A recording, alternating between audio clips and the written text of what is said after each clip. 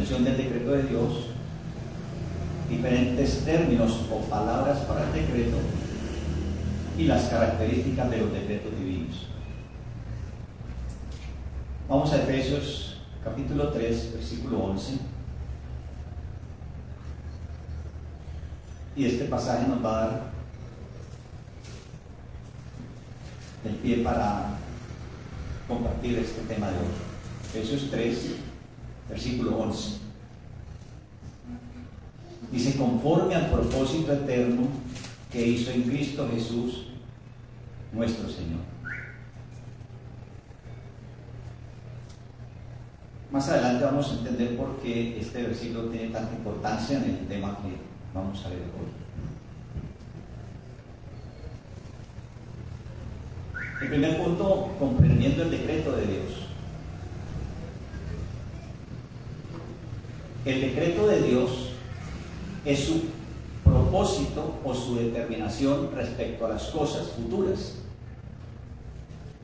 La Escritura usa el singular ahí, propósito, porque solo un propósito, un acto en la mente de nuestro Dios acerca del futuro.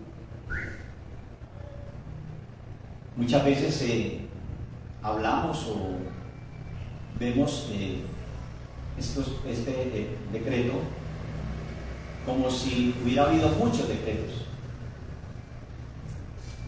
Y decimos decretos porque nuestras mentes solo pueden pensar en ciclos sucesivos. A medida que surgen los pensamientos y las ocasiones, parece que requieren un propósito diferente para cada uno de esas situaciones, esos propósitos, o esos eventos. Y aún los actos de los hombres, sean buenos o malos, son eventos detallados en cada individuo. Y la forma más correcta que podríamos entender el decreto de Dios sería el propósito de Dios en la creación. Es como lo central, el propósito de Dios en la creación es el decreto de Dios. Porque en verdad los decretos de Dios no son muchos, sino un gran propósito. Porque toda la obra de la redención, el establecimiento y progreso y glorificación del reino de Cristo, y eso lo vemos en, ese decreto se centra en la glorificación del reino de Cristo. Vamos a Hechos 17:26, que nos especifica esto, de ese decreto. Dice la palabra del Señor: y de una sangre ha hecho todo el linaje del hombre, para que habiten sobre la faz de la tierra, y les ha prefijado el orden de los tiempos y los límites del conocimiento.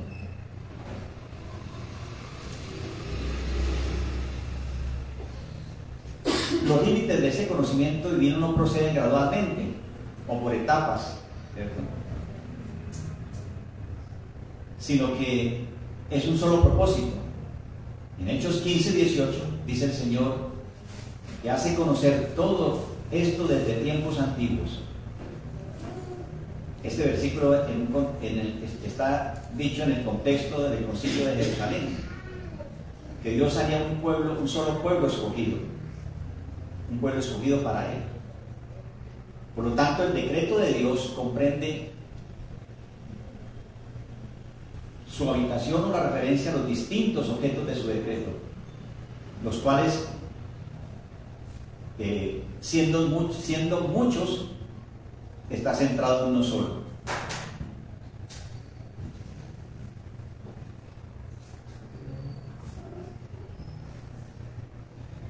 Vamos a ver entonces también los diferentes términos o palabras para el decreto.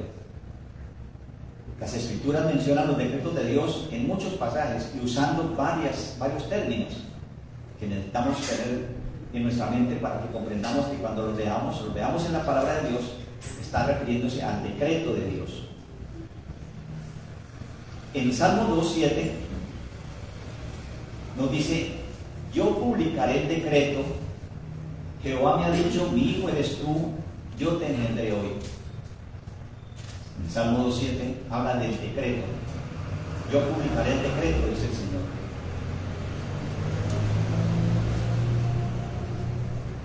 También se usa el término de propósito eterno en Efesios 3:11, cuando dice la palabra del Señor, conforme al propósito eterno que hizo en Cristo Jesús nuestro Señor. Está refiriendo también a el eterno decreto de Dios. También se usa la expresión determinado consejo y providencia en Hechos 2:23. En este pasaje dice, a este, entregado por el determinado consejo y anticipado conocimiento de Dios, prendiste y mataste por manos de inicuos, crucificándolo. Está hablando del decreto de Dios en determinado consejo y providencia. También otra expresión para el decreto de Dios está el misterio de su voluntad. En Efesios 1:9 dice, dándonos a conocer el misterio de su voluntad según su beneplácito, el cual se había propuesto en sí mismo. Entonces también al referirse al decreto de Dios se refiere a el misterio de su voluntad. También otra expresión es predestinó. En Romanos 8:29 hay esta expresión también. Porque a los que antes conoció, también los predestinó para que fueran hechos conforme a la imagen de su Hijo, para que Él sea el primogénito entre muchos hermanos. Esta palabra también, predestinó, también implica el decreto de Dios. Esta palabra también es igual para identificarnos con el decreto de Dios. El beneplácito. En Efesios 1:9 dice, dándonos a conocer el misterio de su voluntad según su beneplácito, el cual se había propuesto en sí mismo. Y nos damos cuenta que todas estas palabras que encontramos en diferentes versículos, en diferentes pasajes de la palabra del Señor, están refiriéndose al decreto de Dios. Entonces, para tener más claridad respecto a esto, los decretos de Dios son llamados sus consejos, para significar que son perfectamente sabios. Son llamados su voluntad, para mostrar que Dios no está bajo ninguna sujeción, sino que actúa según su propio deseo. En el proceder divino, la sabiduría está siempre asociada con la voluntad y por tanto se dice que en los decretos de Dios son el consejo de su voluntad. Así se expresa más claramente. Los decretos de Dios están relacionados con todas las cosas futuras, sin excepción. Todo lo que es hecho en el tiempo fue predeterminado antes del principio del tiempo. El propósito de Dios afectaba a todo, grande o pequeño. Todo está bajo la soberanía de Dios, bueno o malo. Aunque debemos afirmar que si bien Dios es el ordenador y el autor del bien, y controlador del pecado, si Dios es el ordenador y el controlador del pecado, no es su autor. De la misma manera afirmamos que si Él es el autor del bien, el pecado no podía proceder de un Dios santo por creación directa o positiva, sino solamente por su permiso. ¿Les queda claro eso? Que Dios no es el autor del pecado, solamente dio su permiso para los propósitos y el propósito eterno que tenía Él con la creación. Para mí, el decreto de Dios es tan amplio como su gobierno. Se extiende a todas las criaturas y a todos los eventos que existen. Se relacionan con nuestra vida, con nuestra muerte y con nuestro estado en el tiempo y en la eternidad.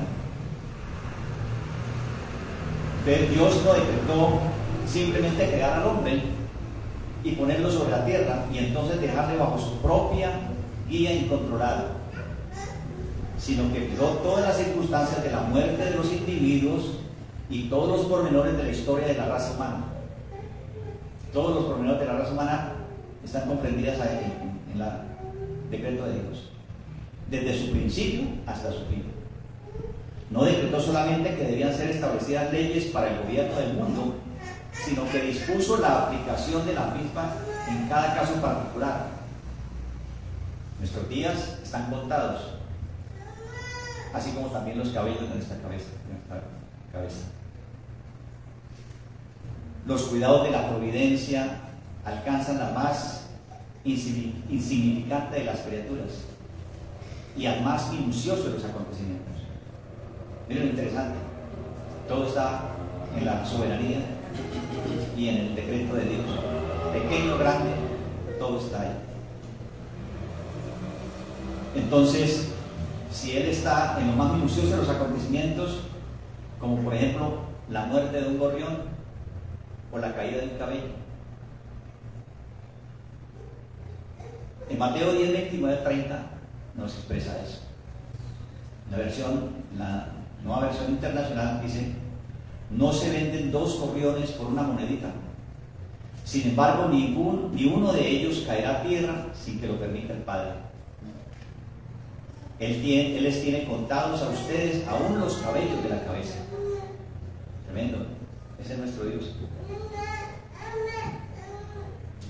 Ahora veamos algunas características de los decretos divinos.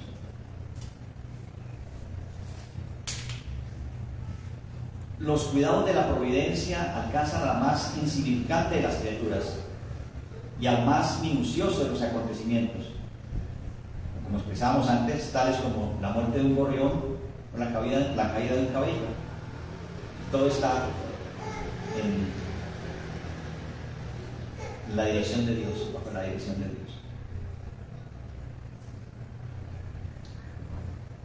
Entonces vamos a ver las características de estos decretos divinos. Vamos a considerar algunas de las características de los decretos divinos. En primer lugar, estos decretos divinos son eternos. Suponer que alguno de ellos fue dictado dentro del tiempo equivaldría entonces a decir que se ha dado un caso imprevisto o alguna combinación de las circunstancias que se ha inducido al Altísimo a tomar una nueva resolución.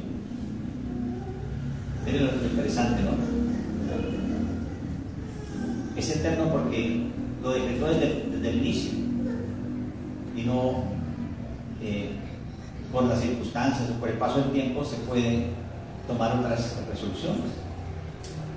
Si fuera así, esto significaría que los conocimientos de la deidad son limitados y con el tiempo va aumentando su sabiduría, lo cual sería una blasfemia contra el Señor, porque Él decretó desde la eternidad y ya no hay cambio ni ninguna variable. Entonces Dios no ignora los acontecimientos futuros que serán ejecutados por voluntad humana. Él los ha predicho en innumerables ocasiones. Y la profecía no es otra cosa que la manifestación de su presencia eterna. Ahí está el decreto eterno de Dios.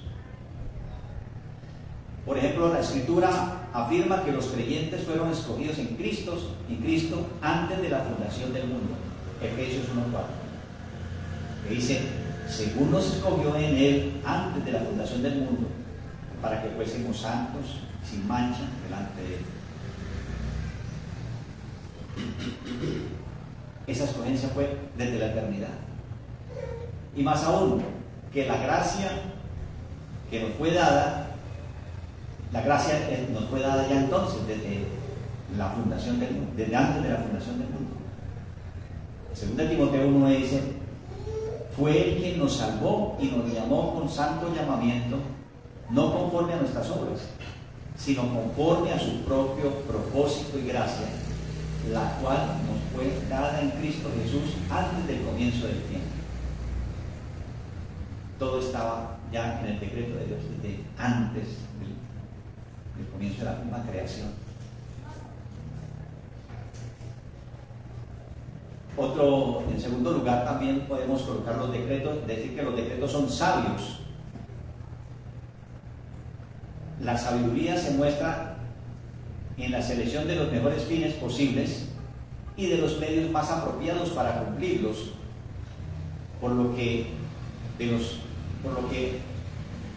conocemos de los decretos de Dios, es evidente que le corresponde tal característica, es decir, ser sabios, los decretos. Se nos descubre en su conocimiento todas las muestras de sabiduría en la obra de Dios, que son prueba de la sabiduría del plan para el que se llevan a cabo. ¿Ves? Dios, en su sabiduría, decretó así también que esa sabiduría se hiciera presente en los planes que Él tenía perfectos y maravillosos. El salmista dice en el Salmo 104:24 una expresión maravillosa: cuán numerosas son tus obras, oh Jehová, a todas las hiciste con sabiduría, la tierra está llena de tus criaturas. Entonces solo podemos observar que podemos ver una pequeñísima, digamos, cantidad de esas criaturas, de esa creación de Dios, pero nos conviene que procedamos a juzgar el todo, no juzguemos lo pequeño por una muestra, sino veamos el todo, examinemos lo desconocido por lo conocido. Cuando examinamos parte del funcionamiento de una máquina, por ejemplo, percibimos el admirable ingenio de esa construcción de esa máquina. Entonces, se creerá naturalmente que todas las partes que componen esta máquina son también admirables, no solamente la máquina en sí, sino las piezas de esa maquinaria son admirables. De la misma manera, cuando las dudas acerca de las obras de Dios asaltan nuestra mente, deberíamos rechazar las objeciones sugeridas por algo que no podemos reconciliar con nuestras ideas, porque sabemos que si surgen dudas, sabemos que todo lo de nuestro Dios es perfecto, como lo dice Romanos 11:33. Oh profundidad de las riquezas y de la sabiduría y del conocimiento de Dios, cuán incomprensibles son sus juicios e inescrutables sus caminos. Todo lo que hace el Señor es perfecto y nuestra mente finita no alcanza a captar lo inmenso y lo maravilloso del decreto de Dios en su plenitud. En tercer lugar, los decretos de Dios son libres. Isaías 40:13-14 hace una expresión extraordinaria. ¿Quién ha escudriñado el espíritu de Jehová? ¿Quién ha sido su consejero y le ha enseñado? ¿A quién pidió consejo para que le hiciera entender, o le guió en el camino correcto, o le enseñó el conocimiento, o le hizo conocer la senda del entendimiento? Entonces tenemos que tener claro que cuando Dios dictó sus decretos estaba solo y sus determinaciones no se vieron influenciadas por ninguna causa externa. En Dios, y Él es soberano absolutamente. Es decir, los decretos del Señor son libres porque Él los decretó y no hubo influencia para que los decretara eso. Él es Dios. Entonces Dios era libre para decretar o dejar de hacerlo, para decretar una cosa y no otra. Y es preciso atribuir esa libertad a aquel que es supremo, independiente y soberano en todas sus acciones, que es nuestro Dios. En cuarto lugar, podemos decir que los decretos de Dios son absolutos e incondicionales. Su ejecución está supeditada a condición, no está supeditada a condición alguna que se pueda o no se pueda cumplir. No está supeditada a nada. En todos los casos en que Dios ha decretado un fin, ha decretado también que los medios, ha decretado también los medios para dicho fin.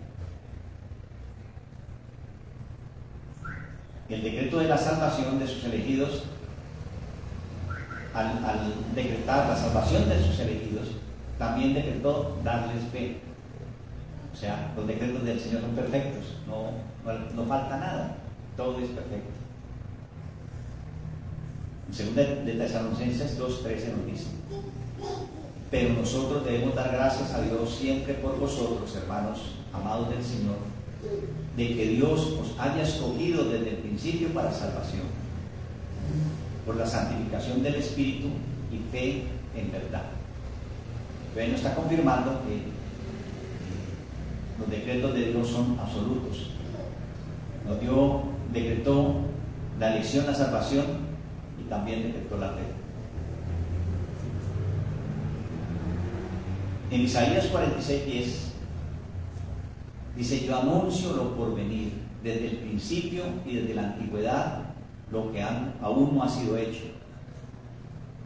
Digo, mi plan se realizará y haré todo lo que quiero.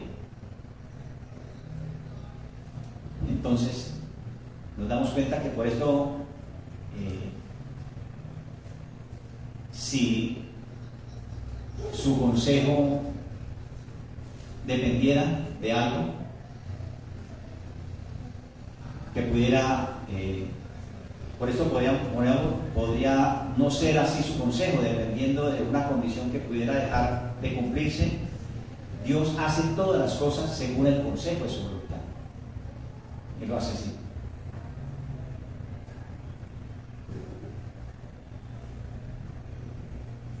Las Escrituras son la palabra inspirada de Dios. Ya lo sabemos perfectamente. Pero fueron escritas por hombres que eran algo más que máquinas en las manos del Espíritu. Cristo es Dios y también es hombre. Es omnisciente, mas crecía en sabiduría. Lucas 2:52 dice: y Jesús crecía en sabiduría, en estatura y en gracia con Dios y con los hombres. Él es todopoderoso y sin embargo fue crucificado en debilidad. Él es el espíritu de vida, sin embargo murió. Estos son grandes misterios, pero la fe los recibe sin discusión. Todos esos son los decretos de Dios perfectos y que no tienen ninguna discusión ni ninguna duda, son perfectos.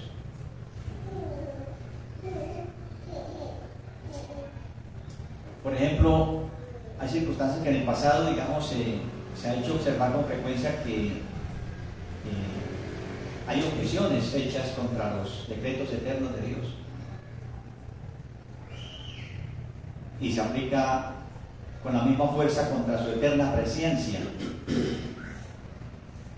Pero tanto Dios se ha decretado todas las cosas que acontecen, como si no lo ha hecho, todos los que reconocen la existencia de un Dios reconocen que sabe todas las cosas de antemano. Ahora bien, es evidente que si Él conoce todas las cosas de antemano, las aprueba o no, es decir, o quiere que acontezcan o no, pero querer que acontezcan es decretarlos. Es decretarlos, y ya. Negar los decretos de Dios entonces sería aceptar un mundo y todo lo que con él se relaciona regulado por un accidente, sin designios o por un destino ciego. Qué tremendo, ¿no? Los que niegan que los decretos de Dios y el decreto de Dios. ¿No entienden, no comprenden eso?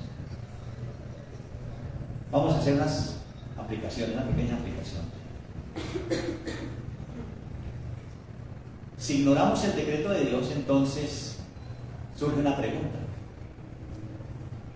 ¿qué paz, qué seguridad, qué consuelo habría para nuestros pobres corazones y nuestras mentes?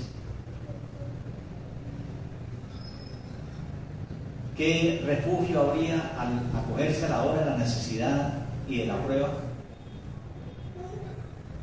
No habría el más mínimo esperanza, ni consuelo, ni nada en absoluto.